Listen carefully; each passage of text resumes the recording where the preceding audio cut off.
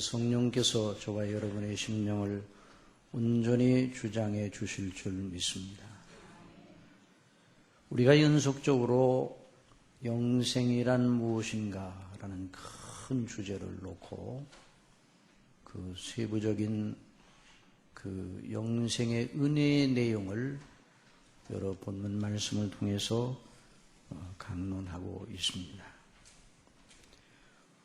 오늘 로마서의 본문에 따라서 오늘 강론하는 말씀의 제목이 보여주는 바와 같이 오늘은 영생 얻은 사람이 죄에 대하여 어떠한 사람인가 하는 것을 말씀을 통해서 듣고자 합니다. 영생 얻은 사람은 결론적으로 말하면 본문대로 하면 죄에 대하여 죽은 사람입니다. 한번 따라해봅시다. 죄에 대하여 죽은 사람. 그런즉 우리가 무슨 말하리요? 은혜를 더하게 하려고 죄에 거하겠느냐? 그럴 수 없느니라.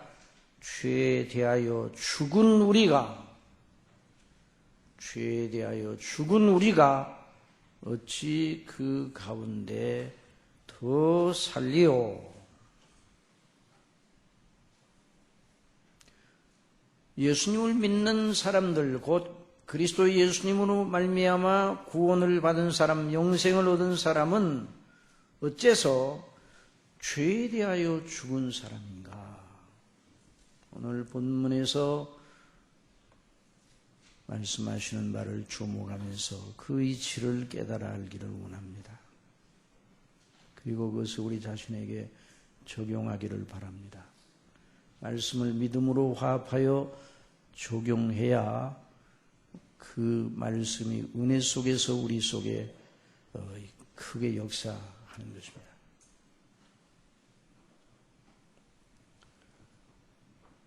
정말 오늘도 저와 여러분의 영혼을 구원하시는 하나님의 거룩하신 은혜의 깊은 샘 속으로 들어가는 셈이라 이렇게 말할 수 있어요. 자, 이 본문에 직접 들어가기 전에 이 거듭나지 못한 사람들과 거듭난 사람들의 차이에 대해서 조금 언급하고 나아가고자 합니다. 거듭나지 못하면 의로우신 주 하나님, 살아계신 하나님 그 앞에서 내가 누구인지 모르기 때문에 죄나 구원이나 영생 같은 주제는 별로 달갑지가 않은 주제입니다. 그러나 성령님으로 말미암아 거듭나 영적인 지각이 열리면 하나님의 살아계신 것을 말씀을 따라 믿게 되는 것입니다. 또 그 앞에 내가 얼마나 큰 죄인이라는 것을 말씀을 따라 배우고 또 믿고 알게 됩니다. 하나님의 진노밖에는 내가 받을 것이 없다는 것을 알고 그래서 진실로 그 심령이 애통하는 것입니다. 그 사람에게는 죄와 하나님의 심판과 구원, 영생, 하나님의 나라, 이 성경에서 말하는 주제가 큰 것으로 보입니다. 큰 것으로 보이는 그런 지각이 열렸기 때문입니다. 여러분, 사람이 거듭나지 않으면 눈에 보이는 세상과 자기를 포함한 사람만 보입니다. 다른 건 안 보여요. 그러나 하나님의 말씀을 따라 성령님으로 말미암아 그 영혼이 거듭나 영적인 눈을 뜨게 되면 성령대로 하나님께서 살아계시다는 것이 믿어지게 됩니다. 이것이 믿어질 때 천지가 개벽하는 것보다 더 큰 변화가 그 내면 속에 일어난 것입니다. 그래서 성경은 이 하나님의 이 놀라우신 그 구원의 역사, 거듭남으로부터 시작해서 영화롭게 하시는 그 하나님의 구원의 역사를 새로운 창조라 그렇게 말합니다. New creation, 새 창조예요. 그러니 누구든지 그리스도 예수 안에 있으면 새로운 피조물이라. 이전 것은 지나갔으니 보라 새 것이 되었더라. 새로운 창조가 일어난 거예요. 그리고 자기가 하나님 없이 보던 모든 인생, 하나님 없이 살던 모든 인생이 얼마나 헛되고 무의미한 것이었는가를 알고 모든 생각과 가치를 하나님 중심으로 재정돈하게 되는 것입니다. 놀라운 변화입니다. 이건 사람을 훈련해서 되는 것이 아닙니다.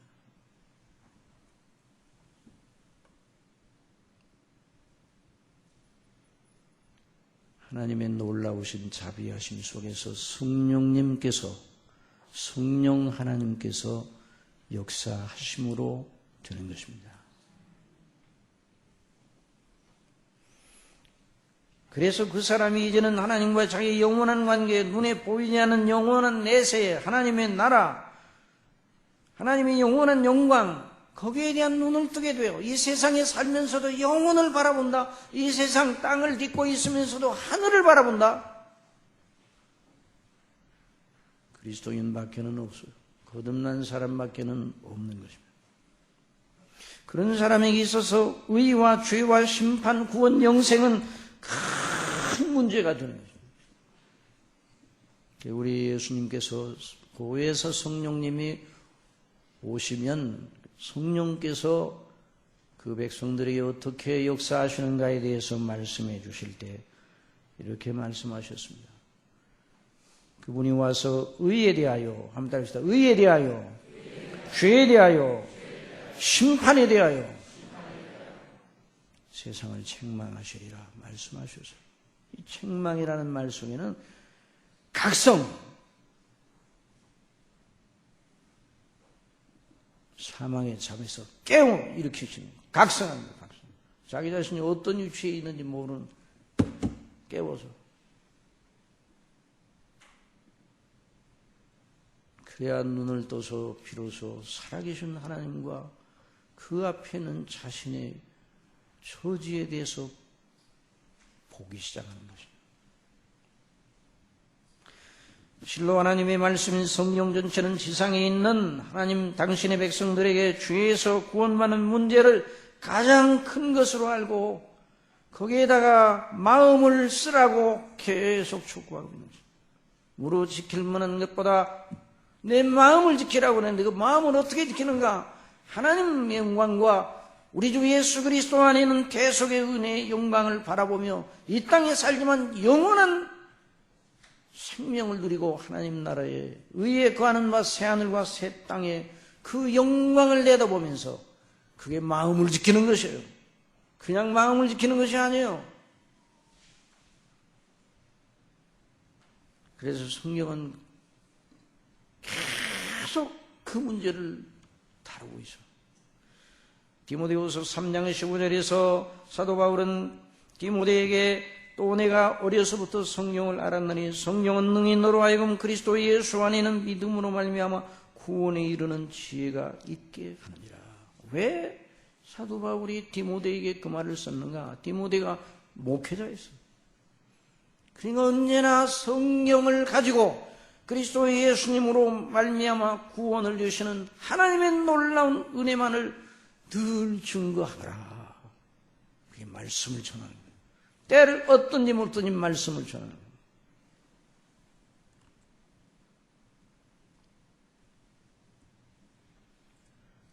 그러므로 사랑하시는 성도 여러분, 누구라도 하나님의 구원 또는 영생을 얻는 은혜 말고 다른 걸 기대하고 성령으로 나아가든지 다른 걸 기대하고 예배 시간에 나오는 것은 번번이 실망하고 돌아가는 일이 되는 것입니다. 여러분, 오늘 저와 여러분이 하나님께 예배드리면서 무엇을 기대하며 하나님을 우러르고 있습니까? 하나님의 구원, 영생, 하늘에 속한 모든 신령한 은혜와 복을 인하여 감사하며 또 그 은혜의 깊은 샘에 더 이르게 하시는 하나님 아버지의 품을 의지하며 그리스도 예수님의 것을 가지고 우리 속에 역사하시는 성령님의 감동하심을 기대하며 저와 여러분이 여기에 있는 것입니다. 이 예배의 정신을 잃어버리지 말아야 될 것입니다. 그것이 없다면 아무것도 얻을 것이 없어요, 교회에서. 만일 그 교회가 그런 것이 아닌 다른 것으로 사람들을 만족해 하여 사람들을 끌고 있다면 그 교회는 더 이상 하나님의 교회가 아닙니다. 우리의 시선이 항상 주님께 있어요. 여러분, 누가복음 12장으로 나아가 보십시오. 예수님께서 모인 무리들에게 말씀을 가르치시는데 예수님의 말씀은 언제나 하나님의 나라와 구원에 관해서 영생 얻느냐 멸망 얻느냐 멸망을 당하느냐 이 문제에 관해 집중적으로 말씀을 하셔요.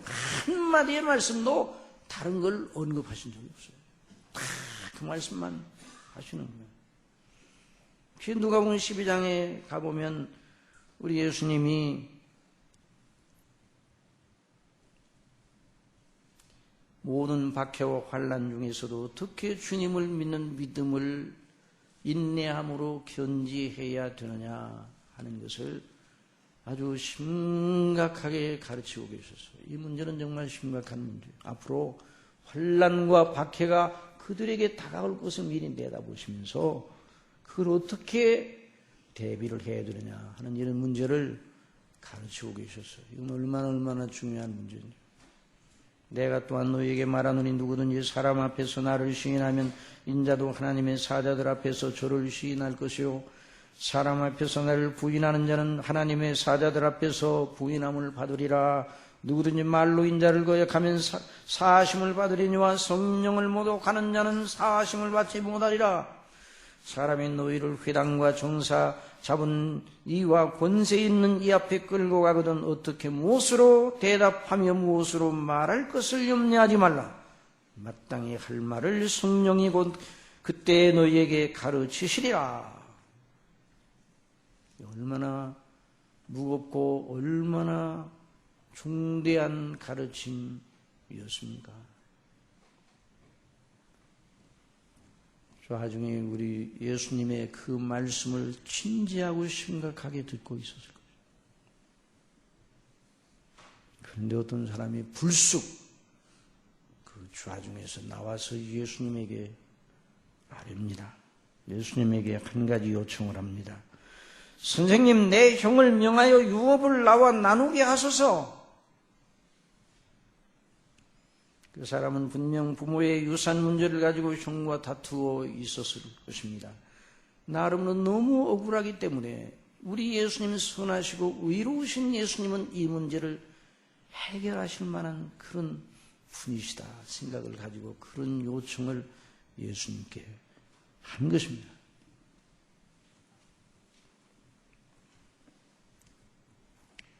예수님이 뭐라고 대답하셨습니까? 이 사람아, 누가 나를 너희의 재판장이나 물건 나누는 자로 세웠느냐? 삼가 모든 탐심을 물리치라. 사람의 생명이 그 소유에 넉넉한데 있지 아니하리라. 바로 예수님은 그 사람이 그 말씀의 줄기를 끊는 그 주제를 그 구원과 참된 믿음과 박해를 이기는 믿음에 대한 말씀을 하시다가 그 줄기가 끊어진 거 아니에요. 그 해방을 받아서. 그런데 우리 예수님은 어떻게 하시는가? 바로 그 분위기를 활용하셔서 거기는 모든 좌중들에게 참된 생명, 영생에 대한 문제, 영혼 구원에 대한 문제, 하나님의 무서운 심판과 진노에 관한 문제를 더 깊이 생각하도록 하셨습니다. 그 사람으로 하여금 또한 형과 유업을 나눈 문제가 아무리 커도 그것을 내 영혼의 구원에 비하면 크겠느냐? 내 영혼의 구원 문제를 큰 문제로 여기거라. 그러면서 큰 부자의 경우를 예로 들었습니다. 보통 부자가 아닙니다. 그 부자가 농사를 짓는데 너무너무 소출이 많아 부농이 있어요. 많은 농토를 가지고 많은 곡식을 거둬들여요. 그런데 쌓아둘 것이 없어요. 하도 많아서. 가로되 내가 이렇게 하리라. 내 곡간을 놀고 더 크게 짓고 내 모든 곡식과 물건을 거기 쌓아두리라. 또 내 영혼에게 이르되 영혼아 여러 해 쓸 물건을 많이 쌓아두었으니 평안히 쉬고 먹고 마시자. 그리고 즐거워하자. 예수님이 연이어 말씀하셨습니다.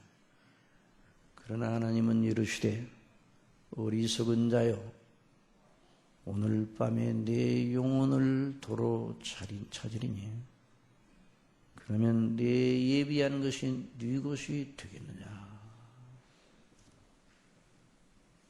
어리석은 자여 네 그 많은 곡식과 부요가 내 영혼을 구원하겠느냐.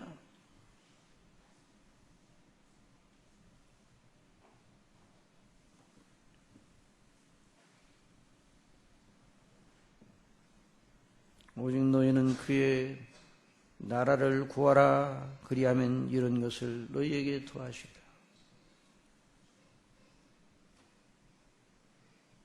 사랑하시는 성도 여러분, 우리가 이 세상에 살 때 어떤 상황, 어떤 처지에서도 하나님과 영원한 화해와 생명의 교통의 문제, 곧 우리의 구원 영생의 문제에 대한 우리의 시선을 빼앗기지 않아요. 주일에는 영생을 생각하고 주간에는 그런 문제는 주일에 가서나 생각하고 주간에는 내 할 일 열심히 해야 되지.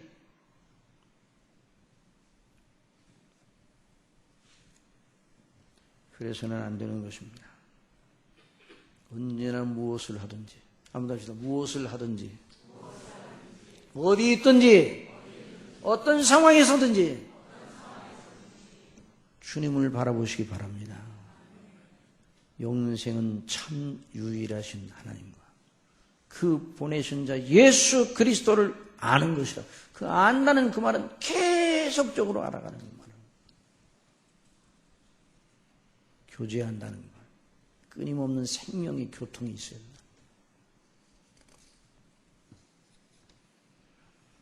오늘 본문의 말씀을 그런 사람, 그렇게 하는 사람에게는 오늘 본문이 너무너무 영광스럽고 은혜로운 말씀입니다.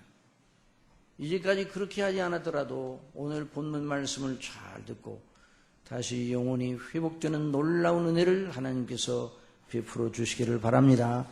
그런 은혜를 주시리라 믿습니다. 하나님과 우리 주 예수 그리스도를 믿고 그래서 은혜로 영생을 얻은 우리는 하나님과의 교제가 시작이 되었는데, 하나님과의 교제, 그리스도와의 교제, 이 교제가 시작이 되었는데 그 교제를 항상 끊어내는 그런 것이 우리 속에 아직도 있어요. 그것이 바로 뭔가? 죄입니다. 뭐라고요? 죄입니다. 죄.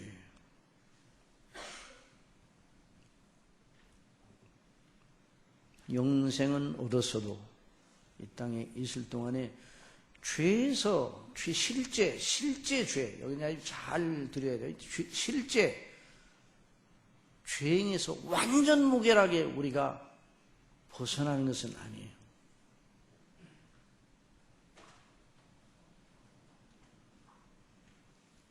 정죄에서는 벗어났습니다. 자, 이 구분을 잘 하셔야 돼요. 여기 사도 바울이 죄의 문제를 다루면서 그리스도인이 어떻게 죄를 대항해 이겨야 되는 문제를 다루는데요. 그리스도 밖에 있는 사람들은 정죄 아래 있어요. 율법의 정죄 아래 있어요. 그리스도 안에 있는 사람들은 율법의 정죄에서 벗어났어요. 의롭다 하심을 받은 사람들이야. 우리가 지난번에 들었죠? 이 의롭다 하심의 은혜는 언제까지 간다고요? 영원까지 간다. 어떤 죄에도 불구하고 그리스도인이 의롭다 하심을 받은 그 효력을 없이 할 수 있는 것이 없습니다. 성령 회방죄 말고. 그러나 성령 회방죄는 거듭나 그리스도를 믿고 영생 얻는 사람에게는 없을 것으로 보아야 됩니다. 왜냐하면 영생 얻은 그 사람 속에 누가 계십니까? 성령님이 계시기 때문에 그 성령님을 회방하는 일은 안 하죠. 성령 회방죄의 가장 큰 표지는 뭔고 하니 그리스도를 공개적으로 부인하는 것이죠. 그리스도의 대속의 은혜를 발로 짓밟는 것 같은 그런 일을 행하는 것인데, 성령 회방죄는 거듭난 그리스도인 택하심을 받고 은혜를 받아서 구원받은 사람에게는 없는 것으로 보아야 합니다. 그런데 왜 예수님이 그런 말씀을 하시는가? 경계는 해야 돼요. 그런 죄, 성령님의 그 거룩하신 역사와 왜 성령 회방죄를 사함받지 못하는 죄로 말씀하는, 성령께서 누구의 것을 가지고 역사하십니까? 그리스도의 것을 가지고 역사하시는데 그 성령님의 그 가르치심을 정면으로 배도하고 연약해서 그냥 넘어져서 성령님의 이끄심에 순종하지 못하는 게 아니라 정면으로 공개적으로 거역하면 무서운 죄가 되는 거죠. 그러나 그리스도 안에서 예수님의 대속의 은혜의 그 영광을 기뻐하고 그리스도의 피로서 죄 사함 받고 그리스도의 의를 옷 입고 의롭다 하심을 받은 사람들은, 은혜 아래에 있는 사람들이 이미 죄에 대한 하나님의 판결을 법정에서, 하늘 법정에서 이미 받은 사람들이에요. 그러니까 그리스도인들은, 예수님 믿는 사람들은 죄가 왜 문제가 되는가? 지옥 갈까봐가 문제 되는 게 아니에요. 이제 그 문제는 그렇게 여기서는 안 되고, 하나님과 우리 사이에 생명의 교통이 시작되었는데 죄가 하나님과 우리 사이에 실제 생명의 교통에 대해서 늘 방해를 한다 이 말이죠. 그러니까 죄와 싸워 대항을 해야 돼요. 어느 정도 대항해야 되는 거 아니? 피 흘리기까지 대항하라고 말씀을 했습니다. 어떻게 대항을 하고요? 그 죄에 지면은 지옥에 가서 그렇게 하는 게 아니라, 그 죄는 하나님과 우리 사이의 관계를, 그 교제를 늘 방해하고 우리 하나님 앞에 우리가 하나님의 자녀가 된 신분에 입각해 볼 때 합당치 못한 것이죠. 그리고 우리를 구원해 내셔서 그리스도의 형상을 본받게 하시는 하나님의 거룩하신 목적, 죄와 상관없는 그리스도의 형상을 본받게 하시려는 그래서 궁극적으로 저와 여러분이 그리스도의 영광의 형체와 같이 변화가 되어 죄가 마음과 육체 모든 면의 죄와 상관없는 완전한 존재가 될 겁니다. 그 하나님의 목적에 비춰볼 때 우리 속에 있는 죄가 우리를 장악하도록 내버려둬서는 안 되는 것입니다. 여러분, 하나님의 목적이 저와 여러분의 목적입니다. 언제는 이걸 잊지 말아요. 하나님의 목적이 내 목적이 되어야 됩니다. 하나님의 뜻이 내가 순종할 진정한 가치예요.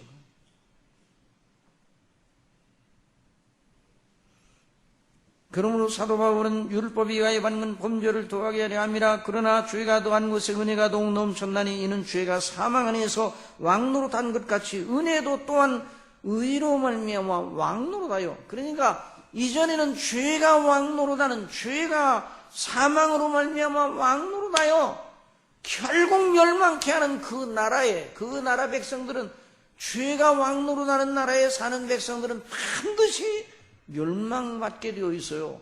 그런데 우리가 그 나라에 속해 있다가 어느 나라로 옮겨졌는가? 은혜가 왕노릇하는 나라로 옮겨졌습니다. 그리스도의 대속의 은혜를 하나님께서 우리의 것으로 여겨주셔서 은혜로 말미암아 그 피로 우리의 죄를 씻으시고 그 의를 우리의 것으로 여겨주셔서 우리를 의롭다고 영원히 선포해 주셨습니다. 그래서 은혜가 왕노릇하는 나라에 있으므로 반드시 영생을 얻습니다. 이게 바로 그리스도인입니다. 죄가 사망 안에서 왕노릇한 것 같이 은혜도 또한 의로 말미암아 왕노릇하여, 그리스도의 의를 말하는 거예요. 우리 주 예수 그리스도로 말미암아 영생에 이르게 하려 함이니라. 이 놀라운 복음의 비밀은 자주 날마다 강조되어야 해요. 모든 말씀이 다 강조되어야 되는데 이 신칭이 믿음으로 말미암아 의롭다 하심을 받는 이 놀라운 그 복음의 핵심은 교회가 날마다 생각해야 돼요. 어떤 경우에도 그러므로 그리스도를 믿는 이들을 정죄할 법은 없습니다. 물론 여기 정죄할 법은 사회법이 아니라 하나님의 법, 하늘의 법정이죠. 그러므로 이제 그리스도 예수 안에 있는 자에는 결코 정죄함이 없나니. 로마서 8장 1절. 또 미리 정하신 그들을 또한 부르시고 부르신 그들을 또한 의롭다 하시고 의롭다 하신 그들을 또한 영화롭게 하셨느니라. 그런 적이 이래 대하여 우리가 무슨 말 하리요? 만일 하나님이 우리를 위하시면 누가 우리를 대적하리요? 자기 아들을 아끼지 아니하시고 우리 모든 사람을 내어주시니가 어찌 그 아들과 함께 모든 것을 우리에게 은사로 주지 아니하시겠나? 누가 능히 하나님의 택하신 자들을 송사하리요? 이 송사는 재판을 거는 걸 말합니다. 잘못했다고 참수하에 재판을 거는, 이 사람 잘못했어요, 이 사람 벌 주세요. 누가 택하신 백성들을 송사하리요? 의롭다 하신 이는 하나님이시니. 누가 의롭다 하셨어요? 하나님이 의롭다고 선포하셨어요. 누가 하나님의 그 판결을 뒤집어 볼 자가 있습니다. 누가 정죄하리요? 죽으실 뿐만 아니라 다시 살아나신 이는 그리스도 예수시니. 우리를 정죄할 수 없는 것은 우리 주 예수 그리스도께서 이루신 대속의 은혜가 너무 완벽하고 충분하기 때문에, 그 근거로 우리를 의롭다 하셨기 때문에 어떠한 죄도, 우리가 연약하게 넘어지는 어떠한 죄도 우리를 지옥으로 다시 가게 하는 그런 일은 있을 수가 없는 것입니다. 이게 바로 복음의 은혜의 보장이에요. 죄가 더한 것에 은혜는 더욱 넘쳤나니. 이것이 복음입니다. 그럴 때 어떤 사람이 이런 말을 듣고 그렇게 자꾸만 목사님이 강조하면 도덕성을 해치고 도덕성의 해위를 초래하는 것이 아닙니까? 그렇게 우려하면서 너무 강조하지 말라고 말할 뿐이 여기 우리 교회는 없겠지만 여러 군데 있어요. 근데요, 아직도 그렇게 말하는 이들은 그리스도 예수님을 믿음으로 말미암아 값없이 은혜로 의롭다 하시는 하나님의 놀라우신 복음의 은혜의 능력을 모르는 사람입니다. 여러분, 이 신칭이 의롭다 하심을 값없이 은혜로 믿음으로 말미암아 의롭다 함을 주시는 이 놀라운 진리는 거듭 반복적으로 강조되어야 돼. 우리 스스로도 우리 자신에게 늘 말해줘야 합니다. 그러면 우리의 도덕성이 해유되는 것이 아니에요. 복음은요, 죽은 개념이 아니에요. 다른 모든 교훈들은 그 교훈을 한 사람이, 교훈을 말한 사람이 살아있어도 죽었어요. 그 교훈에 대한 책임을 져요? 플라톤이 살아있을 때 그 플라톤 시대의 사람들이 플라톤이 하자는 대로 해가지고 영생 얻었어요? 죽은 추 다 죽은 거예요. 요즘은 또 인문학이 뭐 신학하는 사람들이 인문학을 또 해야 된다. 먼저 보는데 말씀드렸지만 인문학이 뭔가? 인간학이 인문학이에요. 인간이 누구인가? 뭐 때문에 사는가? 삶이 무엇인가? 뭐 이런 철학, 사상 뭐 이런 것이 인문학이거든요. 아니 성경이 모자라서 인문학을 첨가를 해야 돼요? 사도 바울은요. 플라톤, 아리스토텔레스, 소크라테스 다 알고 있었어요. 그러나 그 모든 철학을 한마디로 말했어요. 초등학문이라고. 이 복음의 은혜와 능력, 믿음으로 말미암아 죄밖에 없는 우리를 의롭다 하신 하나님의 놀라운 은혜의 자비, 그것이 복음의 심장입니다. 그 심장이 죽으면 복음체계 전체가 죽는 거예요. 그것이 무시가 되면 한 사람도 구원받지 못하는 결과가 되는 거예요. 만약 그것이 복음이 아니라고 그러면 누가 구원을 받아요? 그래서 예수 그리스도를 믿음으로 말미암아 구원을 받고 십자가의 강도가 예수님을 믿는 즉시로 구원을 받는 것도 바로 그 때문입니다.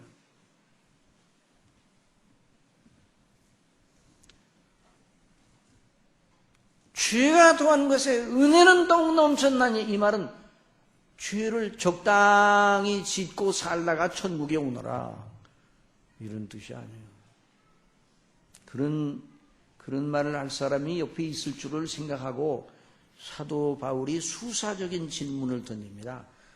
은혜를 더하게 하려고, 죄가 더한 것에 은혜는 더욱 넘쳤나니, 그러니까 거꾸로, 그럼 은혜를 많게 하려면 죄를 많이 지면 좋겠네요.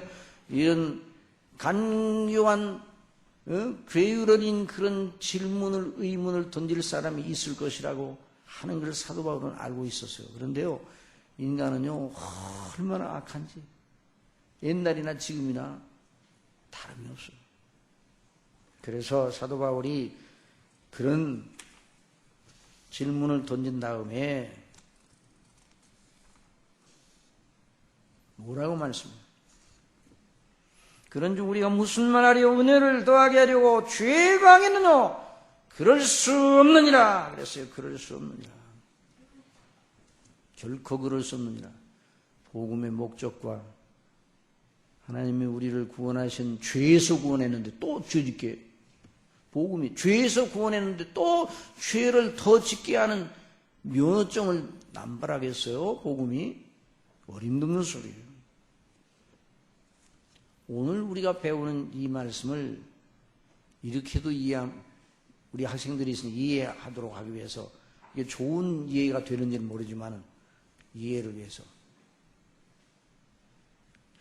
죄의 문제를 대항하기 위해서 그리스도인이 취해야 할 기본 자세, 기본 동작을 배우는 것이다, 이렇게 말할 수 있어요.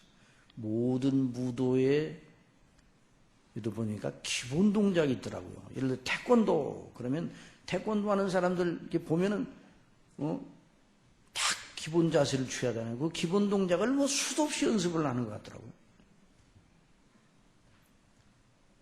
그리스도인도 죄를 대항하기 위해서 의롭다 하심을 받고 영생을 얻고 정죄는 당하지 않으나 이제는 죄를 싸워 이겨야 되는 사람들인데, 이것이 성화예요. 거룩하게 되는 건데 어떻게 되느냐?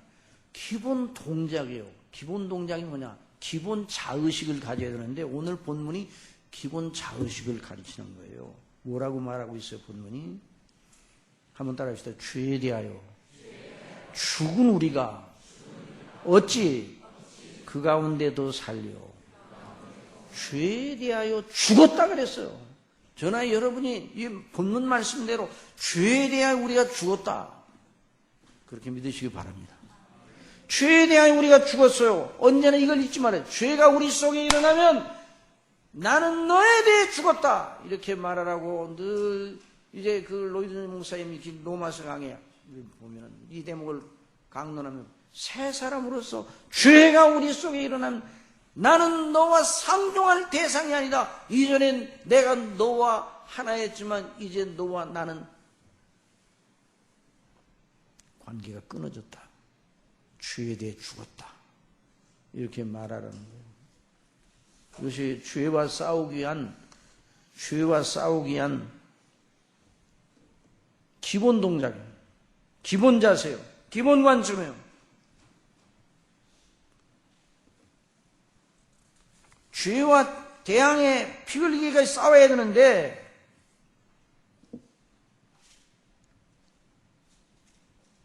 어떤 자세를 갖춰야 되냐? 내가 도덕적인 결심으로 죄를 이겨야 되겠어. 난 죄를 내가 절대로 져서는 안 되지. 이렇게만 해서는 안 된다는 거예요. 죄에 대하여 우리가 죽었다는 의식을 가져야 돼요. 자의식을 가져야 돼요. 그러면 어떻게 자의식을 가졌냐? 이런 의문이 나올 수 있어. 실제로 내가 죄를 짓고 있잖아요. 넘어지잖아요. 내가 예수 그리스도를 믿는데도 여전히 내 속에 정욕이 일어나잖아요. 죄가 살아있잖아요. 그런데 죄에 대해서 어떻게 죽었다고 말할 수 있습니까? 이렇게 생각하는 그런 의문이 누구에게나 일어날 수 있어요. 실제로 나는 죄를 짓는데 어떻게 죄에 대해 죽었다고 말할 수 있겠는가? 심리요법을 쓰라는 말입니까? 만약에 그런 식으로 이 대목을 설명하면 그 사람은 잘못하는 거예요. 요즘 교회에 심리학이 들어와가지고 심리학과 복음이 전부 다 혼합이 돼가지고 여기 심리학을 가르치는 것이 아니에요.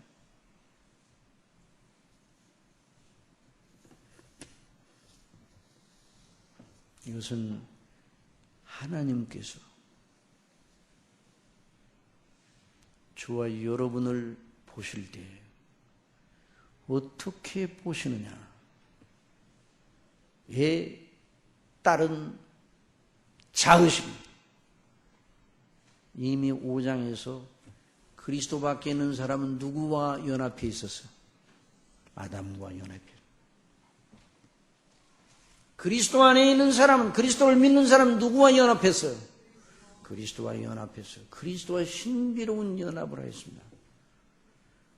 하나님께서 저와 여러분을 보실 때 혼자 따로 떼어놓고 보시지 않습니다.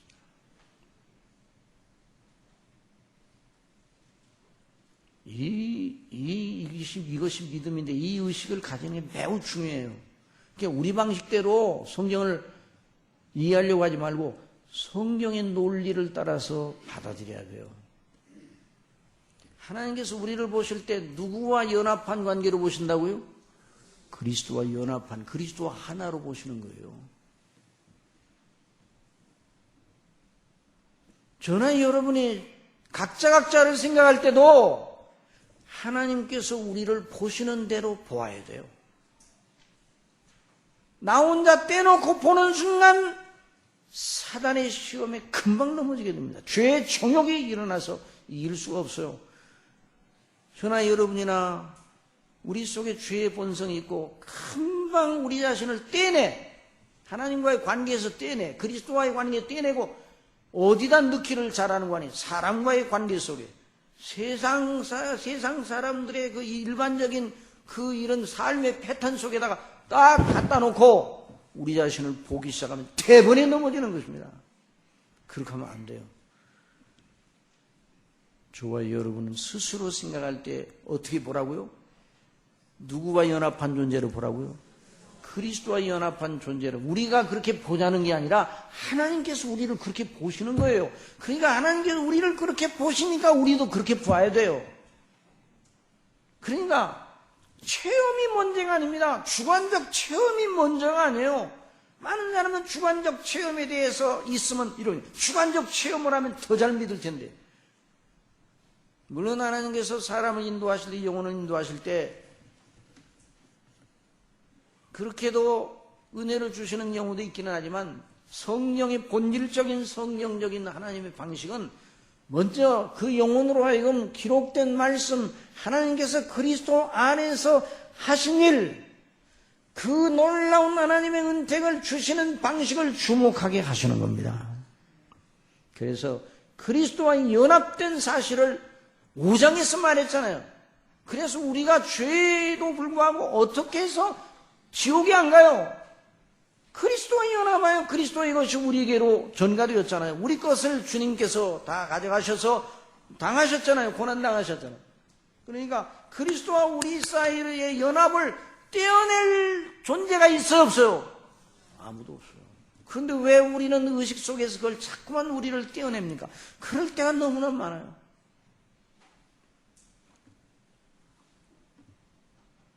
자녀도 결혼을 하면 부모들이 어떻게 봅니까?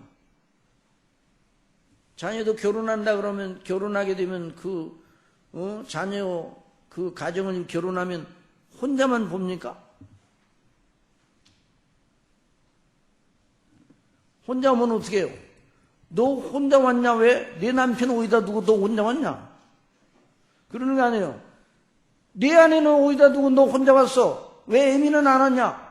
이렇게 말하잖아요. 그 부모가 너 잘했다. 너 혼자 오기 잘했다. 그래, 내가 너한테 내가 너 또 혼자만 별도로 얘기하려고 그랬는데 오늘 안 오기를 잘했다. 그러면 그 문제가 있는 가정이에요. 큰일 나. 그리고 우리 성도들이 서로 교제할 때도 서로 누구를 만나면, 예를 들어 김진성 그렇게 만나면, 김진성 집사 만나면 혼자 김진성만 생각이 돼요? 그 아내되는 사람도 함께 생각이 나죠. 그런데 김진성만 계속 생각이 난다 그러면 그 큰 문제가 되는 거예요. 그러니까 이게 하나님이 세우신 질서 아니에요. 그러니까 죄를 볼 때도 그냥 내 혼자 싸우면 안 되게 돼 있다 이 말이에요. 내가 그리스도와 연합하여 죄에 대한 우리의 입장이 어떤가를 여기서 가르치고 계십니다. 성령께서 죄에 대하여 죽은 우리가 어찌 그 가운데 더 살리오. 자, 그 다음에 3절. 이제 그런 시각을 가지고 읽으면 쫙 읽어내려 있어요. 우리가 무릇 그리스도 예수와 합하여 세례를 받은 우리는 그의 죽으심과 합하여 어떻게 했다고요? 세례 받은 줄을 알고. 죽으심, 예수님이 죽으실 때 우리도 죽었다 이 말이에요.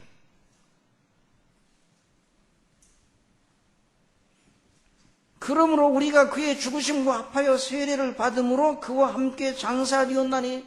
여러분 예수님의 무덤에 여러분 들어간 적이 있습니까? 없습니까? 예수님의 무덤을 본 적이 있습니까? 그리고 어떤 날 글쎄 먼저 번에 그 성지순례 가서도 예수님의 무덤은 못 봤는데요. 그런 얘기가 아니에요. 여러분이 묻겠습니다. 예수님과 함께 여러분 장사 지낸 바 되었습니까? 아멘이라고 대답해야 돼요. 아시겠어요? 예수님과 함께 장사 지낸 바 되었어요. 우리가 그리스도께서 우리를 위해서 죽으셨잖아요. 그러니까 우리가 죽은 거란 말이에요. 그리스도께서 우리를 위해 장사 지내면 우리가 장사 지낸, 그리스도께 다시 사셨으니 우리를 위해 다시 사신 것입니다. 그러니 그리스도 행하신 그 모든 일이 우리의 것이 됐습니다. 이는 아버지께서 영광으로 말미암아 그리스도를 죽은 자 가운데서 살리심과 같이 우리로 또한 새 생명 가운데서 행하게 하려 하십니다. 그러니까 우리는 새 생명, 아무도 새 생명, 새 사람, 하나님과 새로운 사람이 죄의 사람이 아니에요. 여전히 우리 속에 여전히 죄는 있기는 있어요. 그러나 신분이 바뀌어서 신분이 죄의 사람이 아니에요. 새 생명. 그래서 만일 우리가 그의 죽으심을 본받아 연합한 자가 되었으면 또한 그의 부활을 본받아 연합한 자리가, 이건 논리적으로 말하는 거예요. 이게 시간적인 미래를 말하는 게 아니라 그리스도와 함께 죽었으면 그리스도와 함께 부활했다는 게 이치에 맞지 않느냐 이 말이에요.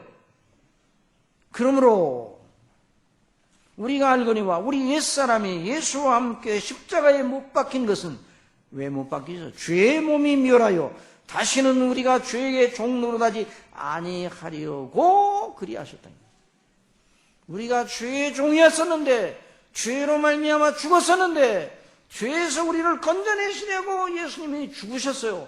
그건 더 이상 죄가 우리를 파멸시키지 못하고 다시 옛사람이 성향인 죄에 빠져 살지 않고 새로운 사람으로, 하나님께 순종하는 사람으로 살도록 하기 위해 하나님 앞에 영원토록 하나님의 놀라운 은혜의 영광 속에 영원토록 살도록 하기 위해 그리하셨으니 어찌 죄 가운데 더 살 수가 있겠느냐. 죄에 대하여 우리가 죽었다는 말이죠. 죄에 대해. 그래서 또 거기 말씀합니다. 자, 그 다음에 이는 죽은 자가 죄에서 벗어나 의롭다 하심을 얻었습니다. 만일 우리가 그리스도와 함께 죽었으면 또한 그와 함께 살 줄을 믿노니, 이게 논리적으로 이는 그리스도께서 죽은 자 가운데서 사셨으며 다시 죽지 아니하시고 사망이 다시 그를 주장하지 못할 줄 알미니라. 그러므로 그리스도 예수님을 믿는 저와 여러분은 절대로 죽지 않습니다. 여러분 믿습니까? 몸은 죽어도, 그래 나를 믿는 자는 죽어도 살겠고 살아서 나를 믿는 자는 영원히 죽지 아니하리라 말씀하신 겁니다. 그러니까 이런 의식을, 이런 믿음의 의식을 가지고 있어야 됩니다.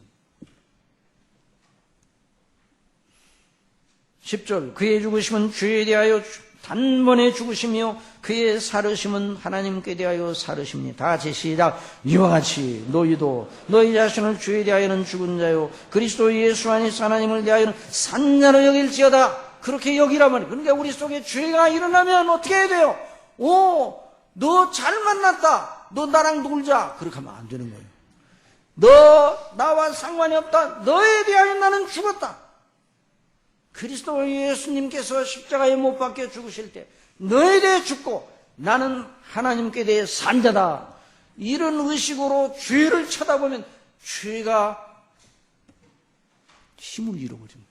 죄의 종욕이 힘을 잃어버려요. 사단이 그리스도의 피 앞에 주눅이 드는 것이죠. 세상 풍족한 그리스도, 우리 주 예수 그리스도의 십자가의 대속의 은혜와 부활의 영광과 그로 말미암아 우리에게 주신 그 구원의 영광을 생각할 때 세상 풍조가 한갓 바람에 날리는 구름처럼 보이게 되는 것입니다. 그러니까 믿음의 의식을 가져요. 이런 의식을 가지고 죄를 싸울 준비를 해야지. 그럴 때 이제 태권도 하는 선수들이 보면 막 기본 동작, 머리를 가지고 막 치는 것도 그냥 가서 이렇게 벽돌도 가지고 치는데 이렇게 치지 않더라고요. 그렇게 안 하고 딱 동작을 하고 기본 동작을 가지고 다 몸을 이렇게 하고 그 다음에 법대로, 교리대로 그렇게 하면 그게 뽀개지다.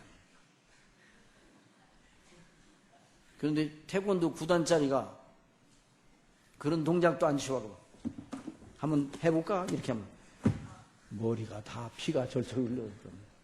그러니까 우리가 그런 식으로 죄와 싸우면 반드시 실패합니다. 기본 동작을 갖추고 죄가 일어나면 싸울 준비를 하고 너 잘 만났다. 나는 너에 대해 죽었다. 그리스도 예수님으로 말미암아 십자가의 피를 들이대면서 부활의 권능을 들이대면서 나는 그리스도와 하나다. 그렇게 할 때 죄를 이길 고지에 들어있는 거지. 그 일을 우리 속에 가르치시는 분이 성령님이십니다. 그래서